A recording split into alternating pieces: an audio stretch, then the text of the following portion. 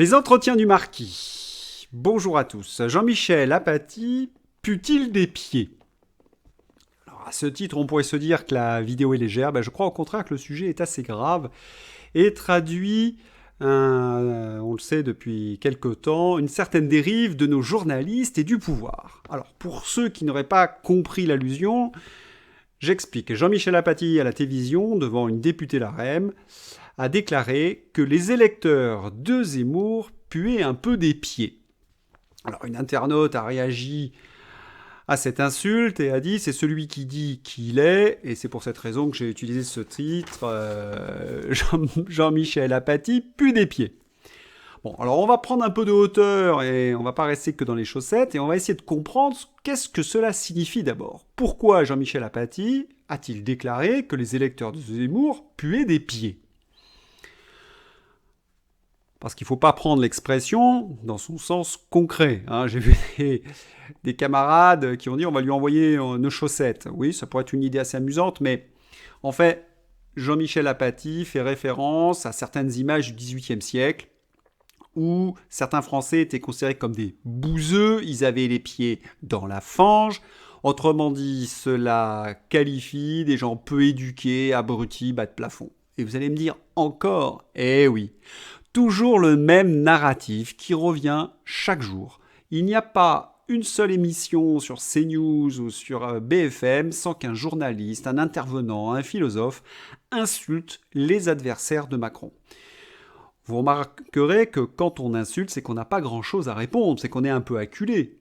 Et oui, parce que si vous avez des arguments, vous les présentez, vous n'avez pas besoin d'insulter vos adversaires. On sent donc une certaine nervosité de la part des adversaires d'Éric Zemmour et qui n'ont plus que des insultes pour répondre à ses propositions. Ça, c'est la première chose, le narratif. Mais cela traduit peut-être une forme d'inconscient. Jean-Michel Apathy, comme beaucoup d'autres, ont contribué à ce que les classes populaires perdent du pouvoir d'achat, perdent des libertés. Vous avez vu dernièrement le prix de l'électricité augmenter. Eh bien, c'est la résultante des politiques européennes. Et Jean-Michel, j'ai failli dire Jean-Louis. J'ai un problème avec les Jean-Louis et les Jean-Michel, indéniablement. Donc Jean-Michel Apathy qui a participé à cette politique se sent peut-être un petit peu responsable. Bon, ce que l'on sait, c'est que Jean-Michel Apathy est un grand soutien d'Emmanuel Macron. Ça, c'est pas une nouveauté. Et depuis toujours, Jean-Michel Apathy a soutenu les différents gouvernements. Alors, regardons un petit peu d'où il vient. Alors, Jean-Michel Apathy est issu d'un milieu modeste. Sa mère était une femme de ménage. Il a d'ailleurs quitté l'éducation très très tôt, mais il est revenu plus tard. Il a passé son baccalauréat, puis très tardivement, il a fait des études de journalisme, et très précocement, il a pris sa carte au PS. Et là, on a vu un journaliste passer la brosse à reluire à toute la rue Solferino pour exister, et il a gravi petit à petit les échelons, parce qu'il a évidemment rendu de nombreux services.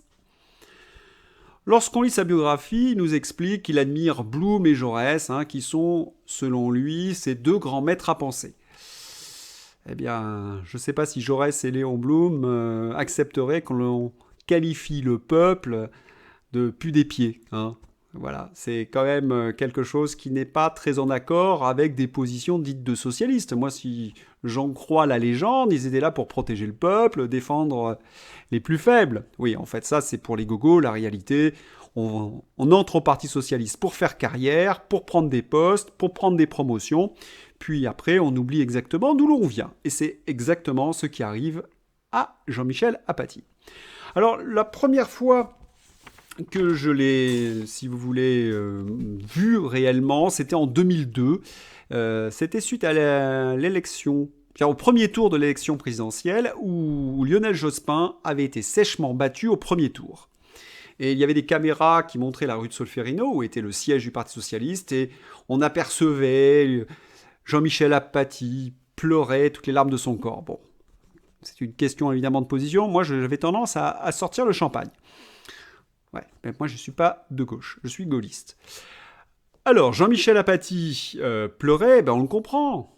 bah oui, il a passé la brosse à reluire pendant tant d'années, et là, Lionel Jospin aurait pu être président de la République, peut-être lui renvoyer un ascenseur, la direction d'une grande radio ou d'une grande chaîne de télé, et là, rien. Hein. Battu sèchement, il y avait en effet de quoi pleurer. Je voudrais évoquer Yvan Roufiol qui a dit sur CNews, en parlant de Jérôme Béglé, qui venait d'être nommé directeur du journal de dimanche, que tous ces journalistes sont du côté du manche, et qu'ils attendent des promotions. Évidemment, Béglé l'a très mal accepté, c'est peut-être pour cette raison d'ailleurs qu'Yvan Roufiol a subi une volée de bois vert, parce que il y a quelque chose qui ne se fait pas dans la profession, c'est de donner en pâture les carriéristes à l'opinion publique. En tous les cas, Jean-Michel Apathy est le journaliste du côté du manche. Ça, c'est un fait. Alors, quand on regarde un petit peu, quand on dit il est du côté du manche, eh bien, il faut peut-être sortir quelques dossiers. Alors, là où il est apparu le plus ridicule, où sa carrière en a pris un sacré coup, c'est l'histoire de Jérôme Cahuzac. Alors, je ne sais pas si vous vous souvenez, mais Jérôme Cahuzac était le ministre du budget de François Hollande. Et Jérôme Cahuzac se présentait comme celui qui poursuivait les fraudeurs du fisc. Seul ennui, c'est que Jérôme Cahuzac était aussi un fraudeur du fisc. Le ministre du budget était un fraudeur du fisc. Il possédait un compte en Suisse. La personne qui a révélé cette affaire, c'est Edoui Plenel de Mediapart, et qui on a appelé à la rescousse pour sauver l'honneur de Cahuzac, notre Jean-Mimi, Apathy, qui est allé gueuler contre Edoui Plenel, qui lui a reproché de salir l'honneur du ministre sans avoir de source. Pas de chance pour Jean-Michel Apathy.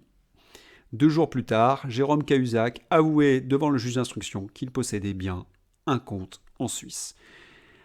Alors là, il a révélé aux yeux du grand public qu'il n'était qu'un journaliste de cour prêt à défendre le pouvoir. D'ailleurs, c'est à cette occasion que le Canard enchaîné a sorti le calembour assez célèbre Jean-Michel Apathy, parce que là, on n'en a plus entendu parler pendant quelques temps. Pendant ce procès Cahuzac, on a appris d'ailleurs une information un peu étonnante, que Pfizer, oui, le groupe pharmaceutique, finançait la campagne de Michel Rocard en 1991. Vous pouvez d'ailleurs voir cette information dans les minutes du procès, et puis l'Express, le Nouvel Obs, Le Monde, Le Figaro avaient traité l'information à l'époque. Bon, c'est juste une petite parenthèse, parce que non, aujourd'hui, Pfizer, il ne financerait pas un groupe genre les socialistes comme Jomier, ou qui veut absolument la vaccination obligatoire, ou les LAREM, ou Véran. Non, ça, on n'y croit pas un instant, pas un instant, n'est-ce pas? Bon, on est d'accord. Donc Jean-Michel Apathy, c'est un petit peu ridiculisé. D'autant que c'est une époque où il travaille sur Canal+, où il fréquente le showbiz, on le rencontre dans les boîtes de nuit avec les stars. Et ça fait mauvais genre pour quelqu'un qui s'est présenté comme l'ami du peuple et comme un socialiste. Alors on lui dit, mais Jean-Michel Apathy, vous êtes toujours de gauche ? Et alors là, il tortille un peu des fesses et il nous dit, non, je suis plus de gauche, mais je suis pas de droite non plus. Bref, il adhère à cette idéologie européiste, et puis tout simplement, il sent le vent tourner, il a compris que le Parti Socialiste n'en avait plus pour très longtemps, et il était prêt à vendre, évidemment, sa plume et sa verve au plus offrant. C'est pour cette raison qu'on l'a retrouvé comme ardent défenseur de Macron. Alors je voudrais rappeler un fait, moi, qui m'a particulièrement énervé, c'est lors des Gilets jaunes. Alors, outre qu'il n'a pas cessé d'insulter les Gilets jaunes, mais lorsque Michelle Bachelet, qui était représentante des droits de l'homme à l'ONU, a demandé une enquête pour violence excessive de la part des forces de l'ordre dans la gestion des manifestations des Gilets jaunes, souvenez-vous, les yeux crevés, les mains arrachées, les NAS, c'est les antifas qui rentraient dans les cortèges et qui semaient le chaos. Bref, elle avait demandé une enquête. Eh bien, notre Jean-Michel Apathy l'a traité de sous-secrétaire désœuvré.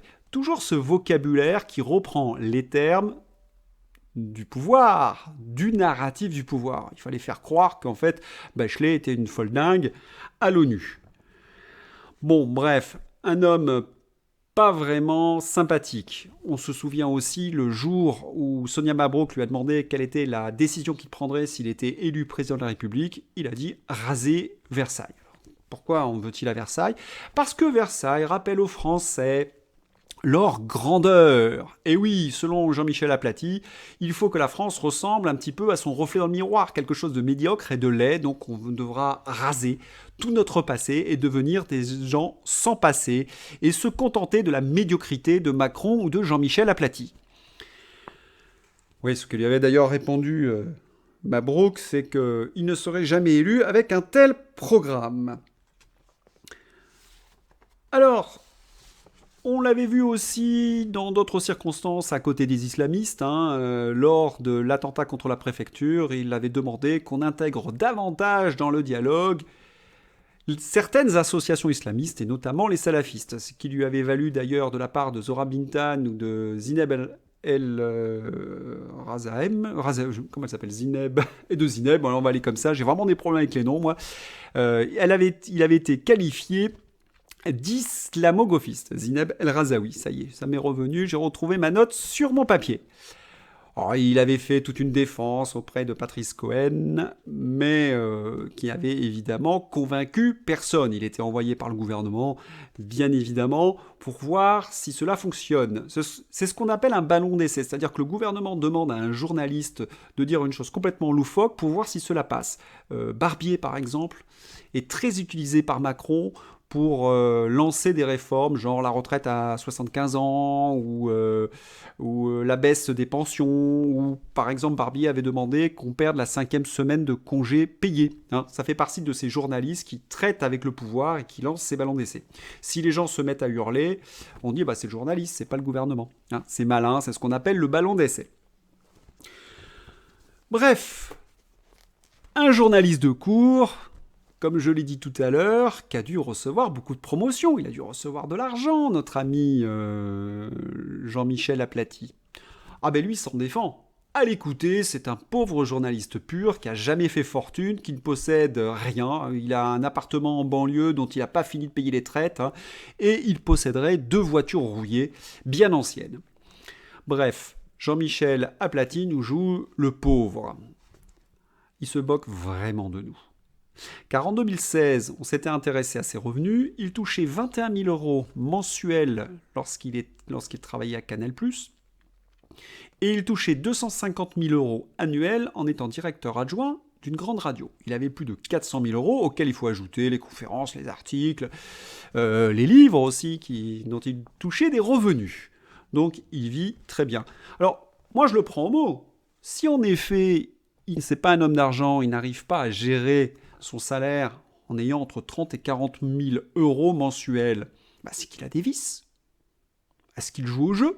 Il perdrait tout son argent au poker ou au PMU, à moins qu'il ait d'autres vices, les vices Canal, vous savez, dans la grande époque, c'était cocaïne et petite pépé. Comme il a une tronche un peu avinée avec son gros pif, il doit payer très cher. Ça expliquerait pourquoi il ait des difficultés à boucler ses fins de mois. Bref, il nous prend vraiment pour un imbécile. Et c'est pour cette raison qu'il faut absolument aller voter, pour chasser cette classe de journalistes serviles qui nous a mis dans une situation qui... Vraiment, ces journalistes, il faut bien voir, ils ont atteint votre pouvoir d'achat, vos services publics, ils sont en train de détruire même l'idée de démocratie. Vous savez que Jean-Michel Aplathy, par exemple, il est contre le suffrage universel. Il dit que puisque justement les gens qui puent des pieds comme nous votent mal, il faudrait peut-être supprimer le suffrage universel. Eh bien, c'est exactement ce qu'il ne faut pas faire. Il faut aller voter et mettre en l'air tous ces macronistes, ces Jean-Michel Aplathy, pour qu'on retrouve un peu notre liberté. Si vous avez aimé cette vidéo, n'hésitez pas à la liker, à la diffuser sur les réseaux sociaux, et puis à bientôt pour une vidéo de combat des entretiens du Marquis.